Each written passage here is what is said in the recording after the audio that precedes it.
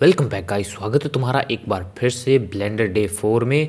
हमारा चैलेंज का आज चौथा दिन है, तो हम अपनी तलवार के ऊपर काम जारी रखेंगे।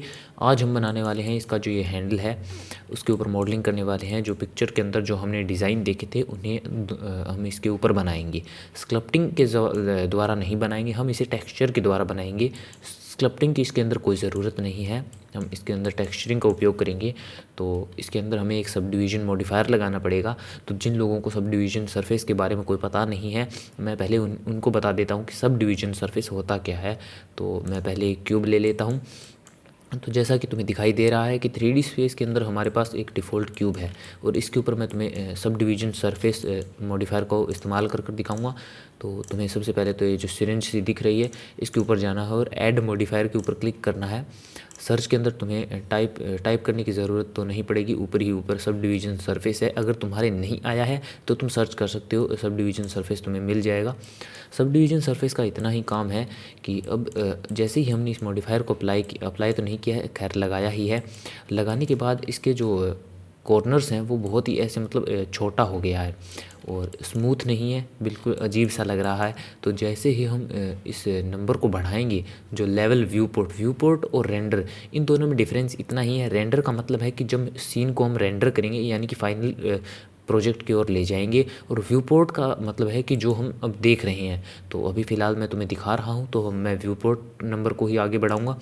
तो जैसे ही मैं इस नंबर को बढ़ा रहा हूँ तुम्हें दिख रहा होगा कि इसके जो पॉलीगॉन हैं वो ज़्यादा हो गए हैं और जो इसका जो स्ट्रक्चर है स्मूथ दिखने लग गया है। मैं जैसे ही इसे और ज़्यादा बढ़ाऊँगा ये वैसे ही और ज़्यादा स्मूथ होता जाएगा।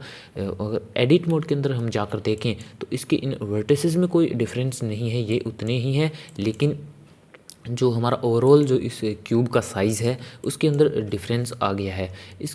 इसका हम उपयोग स्कल्पटिंग के अंदर करेंगे जब हमें इसकी ज़रूरत होगी। तो एक बार हमें इसकी स्कल्पटिंग के अंदर ज़रूरत नहीं है, लेकिन हमें इसे स्मूथ करने के लिए इसकी ज़रूरत है। तो वापस हम अपनी स्वॉर्ड के ऊपर चलते हैं। अभी मैं इसे डिलीट कर देता हूँ। तो गाइस हम स्वॉर्ड के ऊपर आ गए हैं। शिफ्ट एच दबाओगे, ध्यान रखना इस हैंडल को सेलेक्ट करना है और शिफ्ट एक बार को मैं ऑन कर देता हूँ यार वो।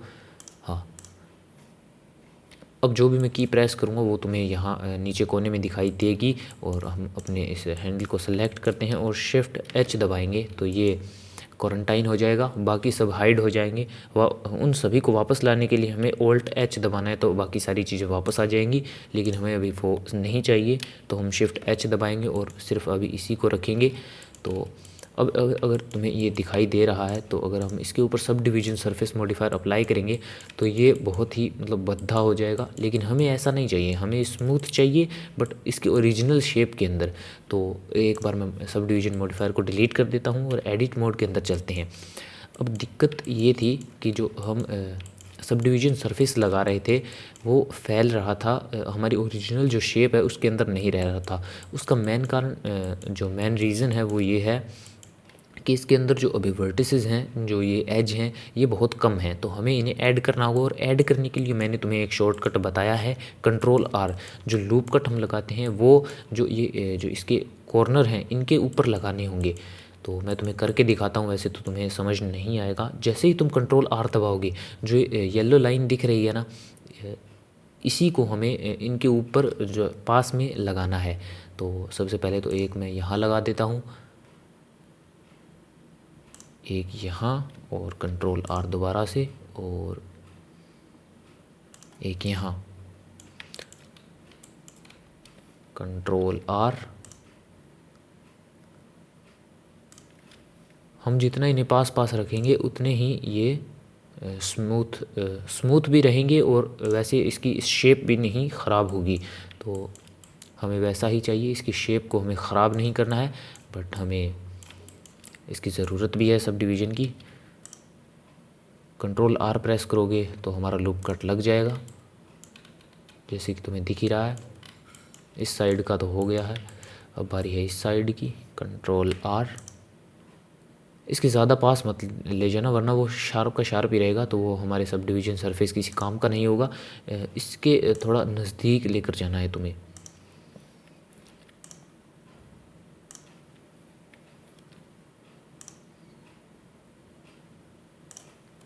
अभी के लिए मैं इतने ही कर कर दिखा देता हूँ कि इसका और उसका डिफरेंस क्या है। तो अब अगर हम सब डिवीज़न सरफेस को लगाएंगे तो अगर तुम्हें दिखाई दे रहा है तो हमारी यहाँ की जो शेप है वो तो वैसी ही है, बट यहाँ की जो शेप है वो पूरी की पूरी बदल चुकी है।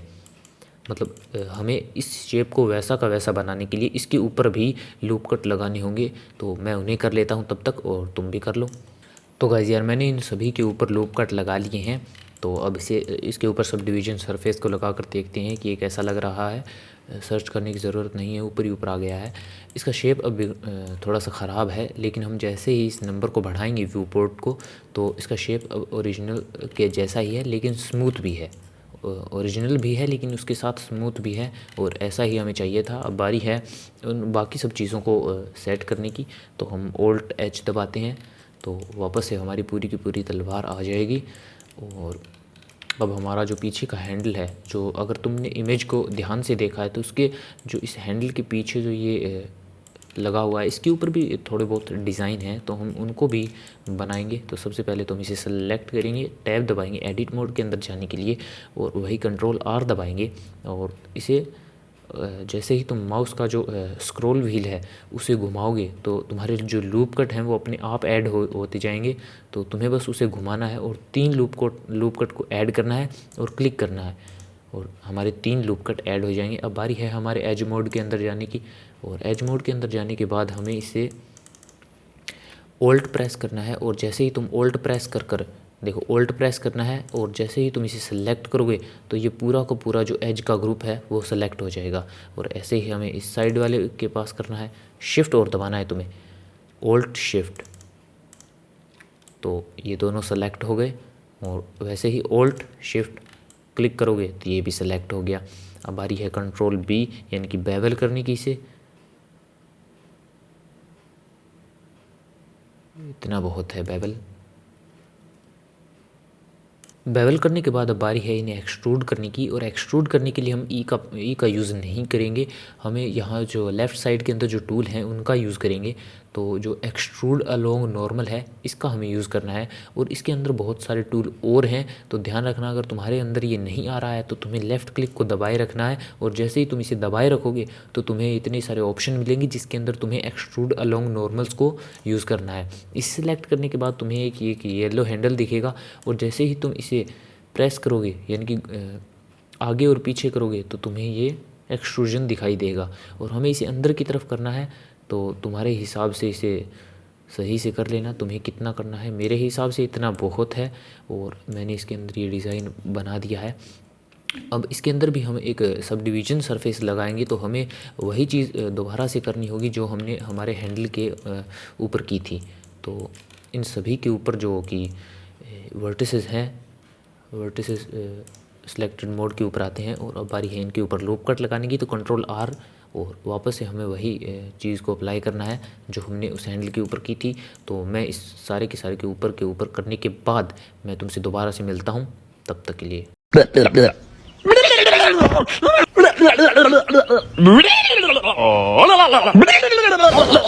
तो गाइस यार मैंने तो कर लिया है, और आई होप तुम्हें भी कोई दिक्कत नहीं आई होगी। मैंने सभी के सभी ऊपर लूप कट लगा लिए हैं, और मैं होप करता हूँ कि तुम्हारे ऊपर कोई दिक्कत नहीं आई होगी, तुमने अच्छी तरीके से ये कर लिया होगा। अब बारी है इसके ऊपर सब डिवीज़न सरफेस लगाने की। तो तुम देख सकते हो ये पिछली बार की तरह फैला नहीं है, और एकदम सही तरीके से सब डिवीज़न सरफेस इसके ऊपर अप्लाई हो चुका है। मुझे ये जो इसके पीछे का भाग है ये थोड़ा बहुत ही स्ट्रेट फॉरवर्ड लग रहा है, तो हम इसे थोड़ा एक्सट्रूड करेंगे।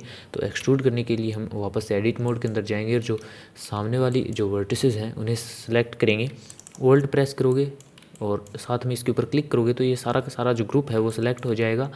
और अब बारी है इसे एक्सट्रूड करने की। तो 3 दबाओ जिससे कि साइड व्यू के अंदर चला जाएगा, और ई दबाओ जिससे कि एक्सट्रूड होगा। तो जो इसका शेप है वो शार्प नहीं होगा, और इसका जो एक नाइस लुकिंग आकार है वो हमें मिल जाएगा। तो ये तो अब हो गया है सही। और अब बारी है हमारे हैंडल के ऊपर टेक्सचर करने की। तो और इसके ऊपर भी सब डिवीज़न सरफेस को हमने लगा दिया है, बारी है इसे अप्लाई करने की। तो हम अपने सब डिवीज़न जो हमने मॉडिफायर लगाया था उस टैब के अंदर जाएंगे, और जो सब डिवीज़न के पास जो ये एरो का निशान है इसके ऊपर क्लिक करोगे तो तुम्हें ये अप्लाई का ऑप्शन मिलेगा, या फिर तुम इस बॉक्स के अंदर जाकर Ctrl+A प्रेस कर सकते हो, जिससे भी ये अप्लाई हो जाएगा।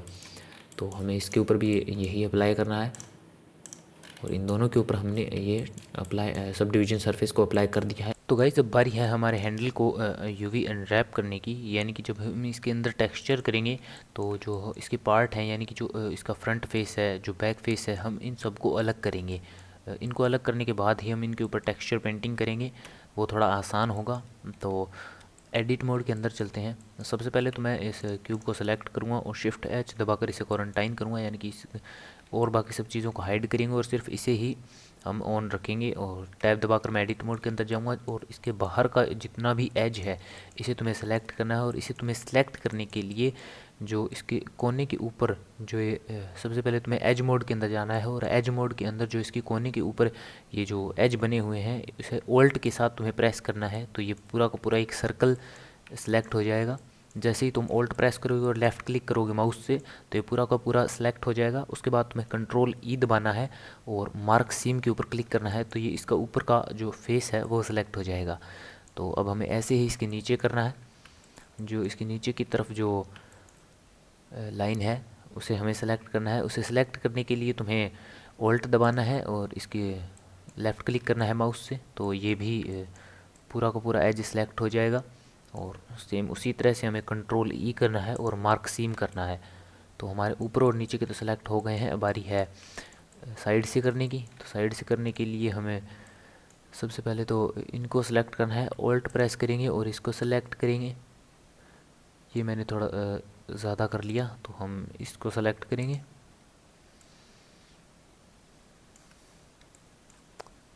हाँ ये बिल्कुल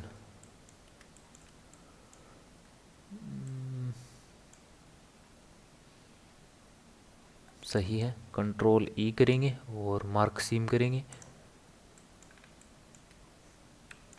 अब बारी है इस साइड करने की।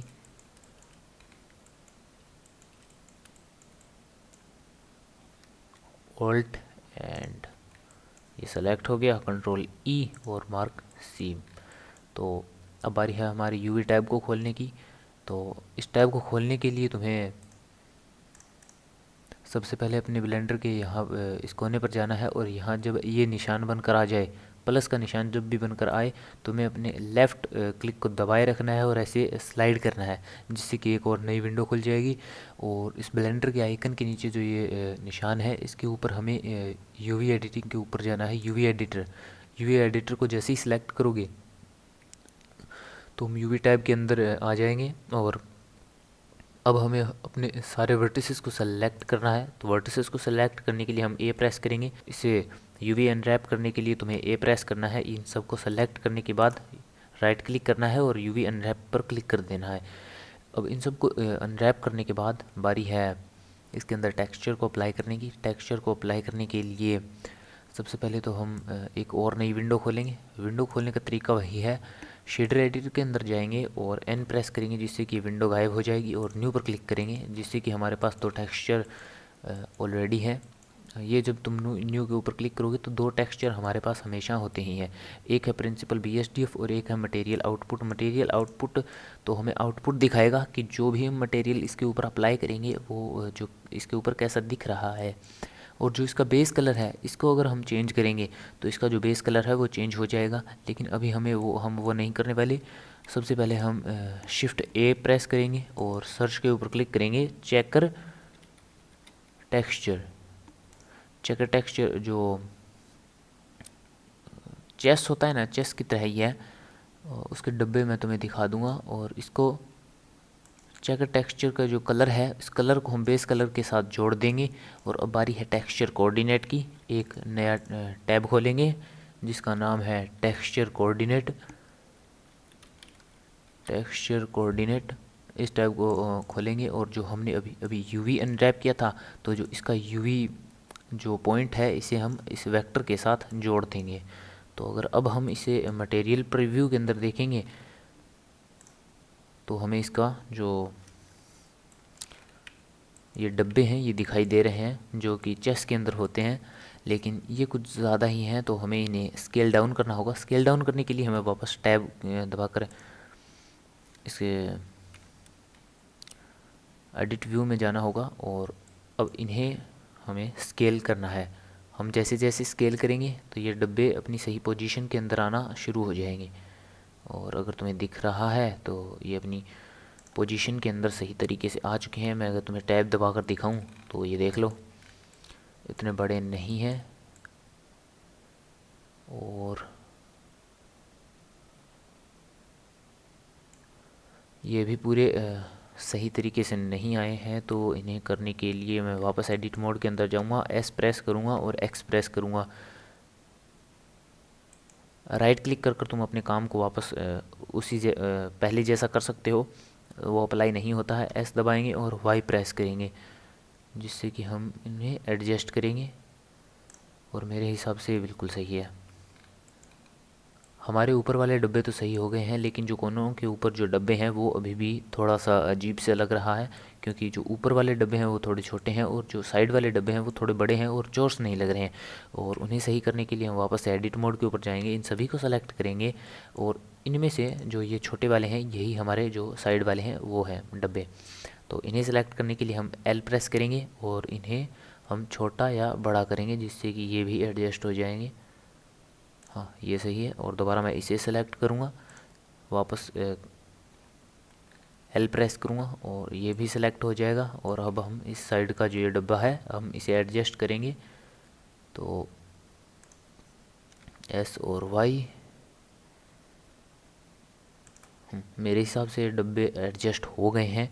और अब मैं ए प्रेस करूँगा, इन सभी को सेलेक्ट करूँगा और यूवी जो यहाँ पे ये यूवी का निशान है इसके ऊपर क्लिक करेंगे और एक ऑप्शन है यहाँ पे पैक आइलैंड के ऊपर क्लिक करेंगे तो ये सभी के सभी इस डब्बे के अंदर पैक हो जाएंगे। और अब हम इन्हें थोड़ा छोटा भी करेंगे, एस टू स्केल। अब ये सही है बिल्कुल। और अब हम इस यूवी टाइप को एक बार बंद नहीं करेंगे, हम पहले इन टेक्सचर कोऑर्डिनेट को डिलीट कर देंगे। अब इनकी कोई ज़रूरत नहीं है, हमने इन सब को अच्छी तरीके से कर लिया है। तो वापस से हम इसके अंदर आएंगे और इसे डिलीट कर देंगे, चेकर टेक्सचर को और टेक्सचर कोऑर्डिनेट को डिलीट कर देंगे। अब बारी है हमारी शिफ्ट ए और इमेज टेक्सचर को अप्लाई करने की। तो हम एक इमेज टेक्सचर को लेंगे। इमेज टेक्सचर का काम है कि हमारे पास कोई भी फ़ोटो है तो हम वहाँ इन मटेरियल्स के मतलब जो ये ऑब्जेक्ट हैं इनके ऊपर अप्लाई कर सकते हैं। लेकिन हमारे पास अभी कोई पिक्चर है नहीं, लेकिन हम बनाएंगे। एक हाइट मैप बनाने वाले हैं जिससे कि हम उन डिज़ाइन को इसके अंदर अप्लाई करेंगे, लेकिन वो मैं आपको बाद में बताऊंगा। पहले हम इसके कलर को बेस कलर के साथ मैच कर देते हैं। और अभी हमारे पास कोई न्यू कलर नहीं है, तो न्यू कलर बनाने के लिए इस न्यू के ऊपर क्लिक करना है और अपना टेक्सचर का नाम दे देना है जो भी तुम देना चाहो। मैं इसके इमेज टेक्सचर इमेज नाम दे देता हूँ। और जो इसकी विड्थ और हाइट है इसे तुम अपने हिसाब से एडजस्ट कर लेना अपने कंप्यूटर की स्पेसिफिकेशन के हिसाब से। अगर ज़्यादा नहीं है तो मेरे हिसाब से तो इसे ज़्यादा मत करना वरना तुम्हें दिक्कत होगी। मैं इसे